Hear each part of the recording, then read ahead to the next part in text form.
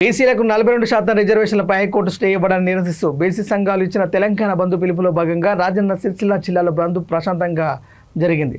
నాయకులు Sircilla RTC depot వద్దకు చేరుకొని డిపో నుండి బస్సులు బయటకు రాకుండా అడ్డుకున్నారు. స్వచ్ఛందంగా ప్రజలు, వర్తక వాణిజ్య వ్యాపార సముదాయాలు, యజమానులు, ప్రజలు స్వచ్ఛందంగా షాపులను మూసివేసి బంద్లో పాల్గొన్నారు.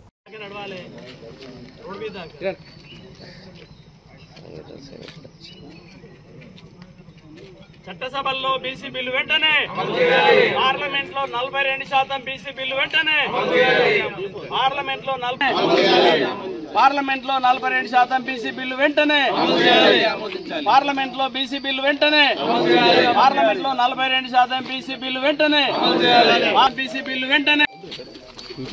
ఈ నెల 18న ఈ రోజున జరుగుతున్న బంద్కు రాజన్న సిరిసిల్ల జిల్లా కేంద్రంతో పాటు జిల్లా వ్యాప్తంగా పెద్ద ఎత్తున ఈ వర్తక వ్యాపార వాణిజ్య సంస్థలన్నీ బంద్ పాటించి సహకరిస్తూ ఉన్నాయి. అందులో భాగంగా మేము ఈరోజు అన్ని పార్టీలతో కలిపి సహజ సంఘాలతో కలిపి ఇక్కడ తిరుగుతూ ఉన్నాం. కాబట్టి మొత్తంలో మేము ఈ బంద్ పిలుపు ఇవ్వడమే, ఈ రాష్ట్రంలో బంద్ పిలుపు ఇవ్వడమే ఒక సగం విజయంగా భావిస్తున్నాం. ఎందుకంటే ఈ బంద్కు అన్ని రాజకీయ పార్టీలు, అన్ని ప్రజా సంఘాలు, అన్ని బీసీ సంఘాలు మద్దతు ప్రకటించినాయి.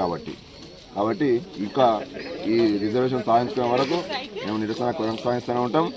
రిజర్వేషన్లు సాధింపే మా అంతిమ లక్ష్యం అని చెప్పి తెలియజేస్తా ఉన్నాం. ఈ బంద్కు సహకరిస్తున్న ప్రతి వాణిజ్య వ్యాపార సంస్థలకు పేరు ధన్యవాదాలు.